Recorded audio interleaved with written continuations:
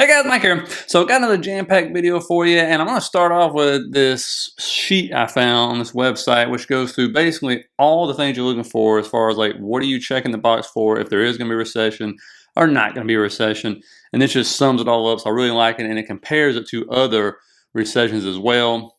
So it gives you some good data to go on, along with data on how much wealth we actually accumulated or money, and then how we actually did it. Like I think the asset that we accumulated the most will surprise you, especially with this other stat that came out today, which blew me away in what we've been doing with that cash, by the way.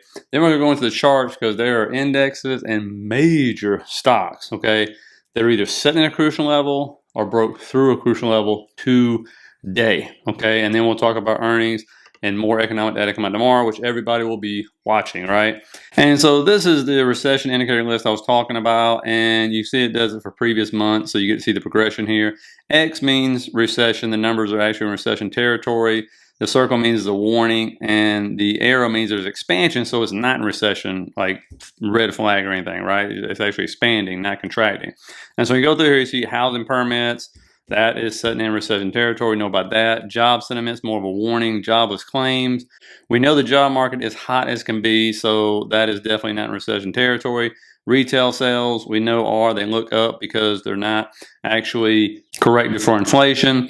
And then wage growth, of course, is slowing. Commodities, we know. ISM new orders, we know, which we're going to talk about in a little bit because there's something I think has a lot to do with that. Then we're going to talk about, obviously, you got profit margin. We know what's happening in profit margins. Again, I'll show you something on that as well. Truck shipments are actually expanding now because they were in the dumps because we shut all the ports down. So those are actually in expansion, believe it or not. Credit spreads, recession territory, money supply, we know is decreasing the fastest, I think, like ever. And then, of course, yield curves, we know there's like 80% of them inverted. And so overall signal is recession. You can see if you go to the right, we actually weren't.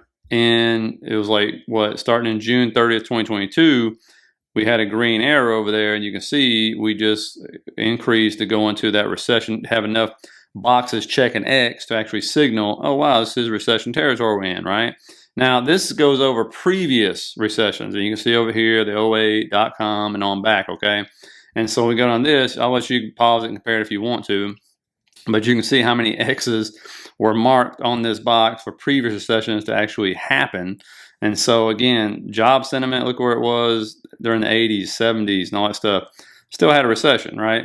In 1973, I found this interesting, that in 1973 and to 1975's recession, jobless claims were actually expanding, right? So we had a hot job market then, still had a recession. And so, you know, you just scroll down here and look at this, and we got a whole lot of X's going on here. And so I just found it interesting to compare to the rest of them. Again, you'll have the Treasury Secretary, and I'll show you this saying, oh, you can't have a recession with record unemployment. That's actually not true. I've showed you when that's happened. I think it was 3 or 4 times within our history it's happened. It's not common. Let's just be clear about that. It's not common.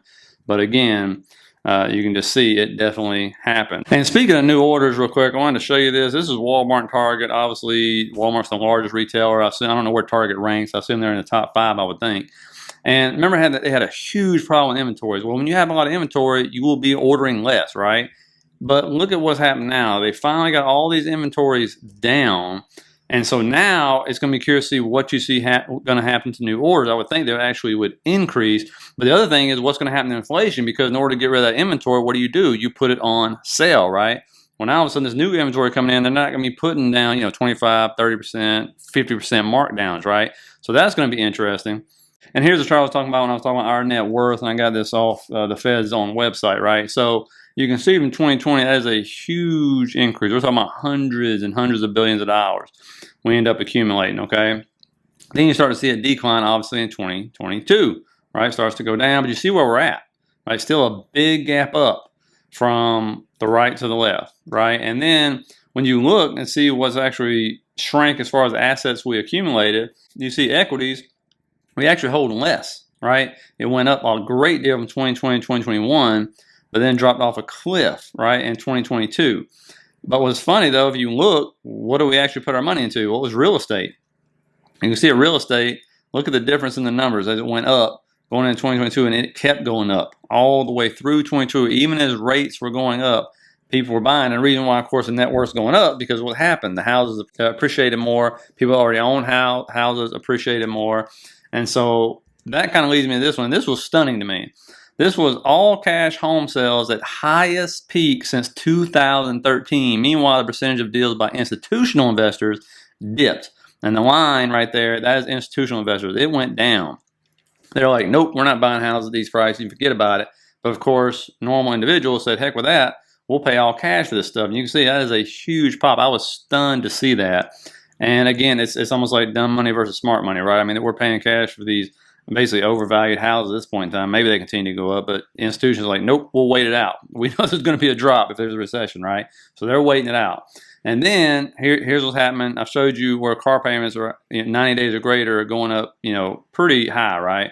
Well, here's the problem. Negative equity on vehicles is climbing again after a pandemic slump. Remember how the cars got so overvalued that they were putting like $10,000 market adjustment fees on them above sticker price?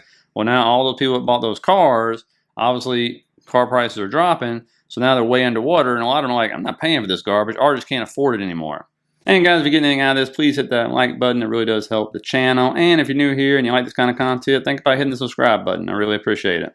And so now that leads me into the charts, right? And this is going to be, the next 2 days is going to be very interesting because, if you look at these charts here, what's going on a lot of charts, especially the SPY, is setting right at the 200 moving average, right? And nothing good happens below the 200. You can see intraday here, it didn't quite touch it, all right?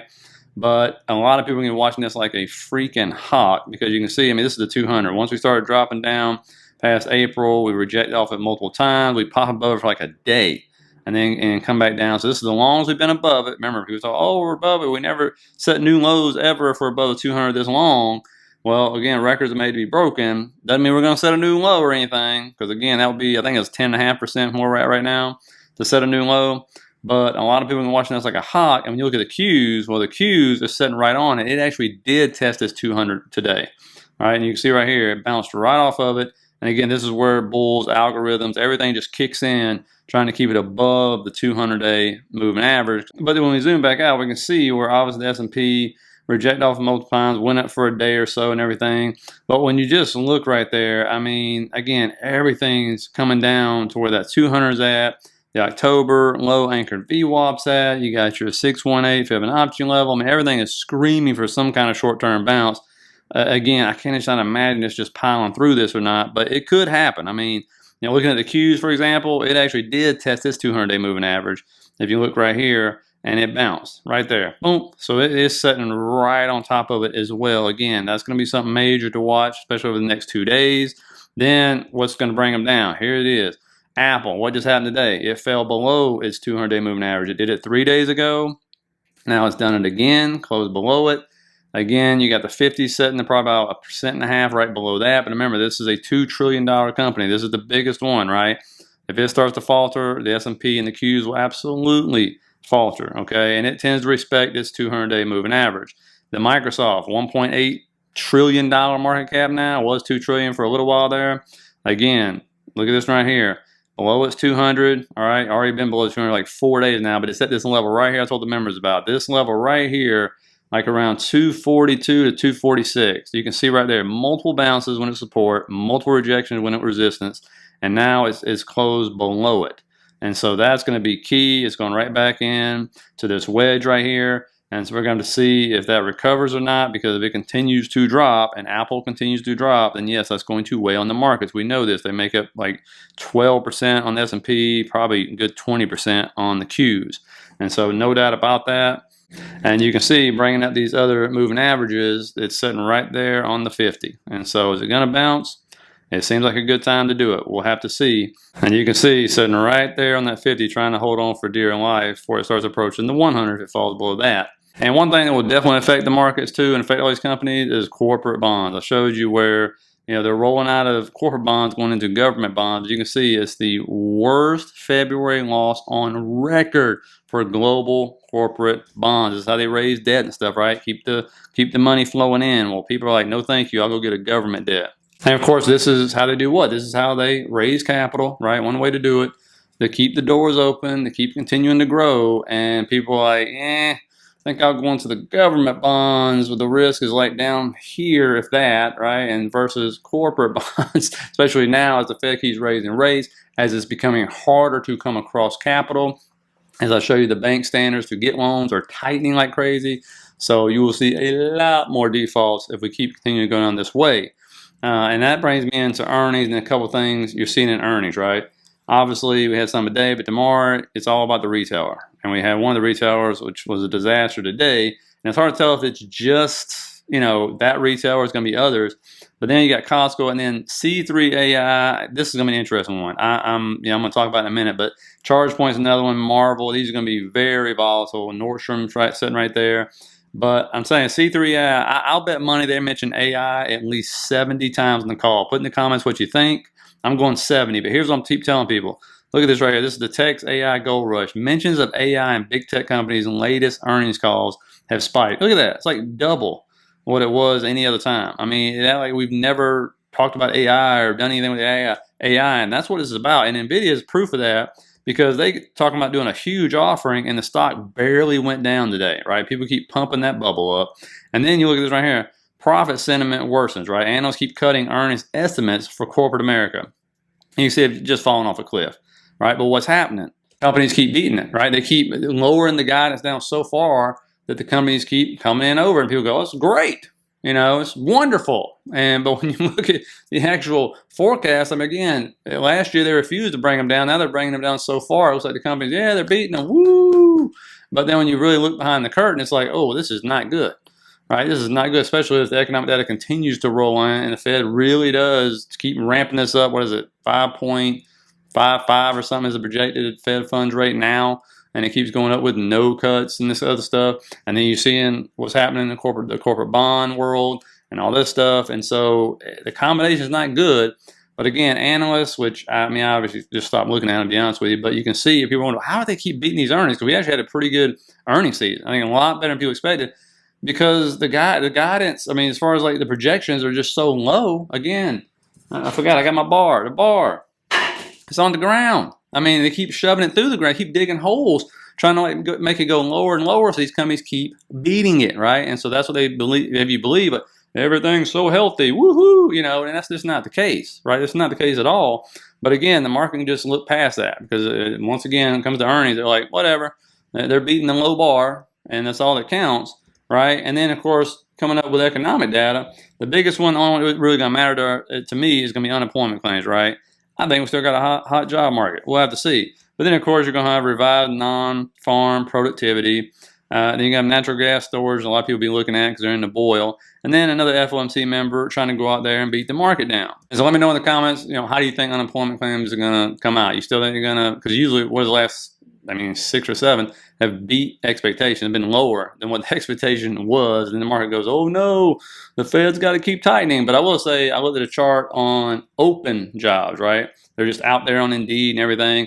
And I mean, they continue to come down again, but everybody I talk to, and I try to talk to a lot of people just for this channel to get input, still says the same thing. They can't get enough help. Like I said, I got my taxes done the other day, and my accountant said the same thing. He's like, still can't find enough help. And my clients who have companies gripe about it all the time, still can't find enough help, which is amazing, right? And again, that could just be a Florida thing. Maybe in your area, it's not that case. I still would say if you're in a more services, like direct type area, you probably can't find enough help. If you're in more industrial, factories, stuff like that, because all the orders were down so low and everything like that, you probably can't find enough help. It's probably just different, right? And so we'll have to see. Let me know in the comments what you think about that and stuff. But, tomorrow will be another interesting day. We got more earnings rolling out. Tesla, of course, was doing their investor presentation. Elon was speaking as I was coming up. And, of course, Tesla just hung around that 200 area. It was down a little bit in after hours as they're speaking. But, it's going to be interesting to see how it reacts tomorrow. Is it a sell the news event? What are they going to say? We'll have to see. But again, that 200 area is it's just like a brick wall, right?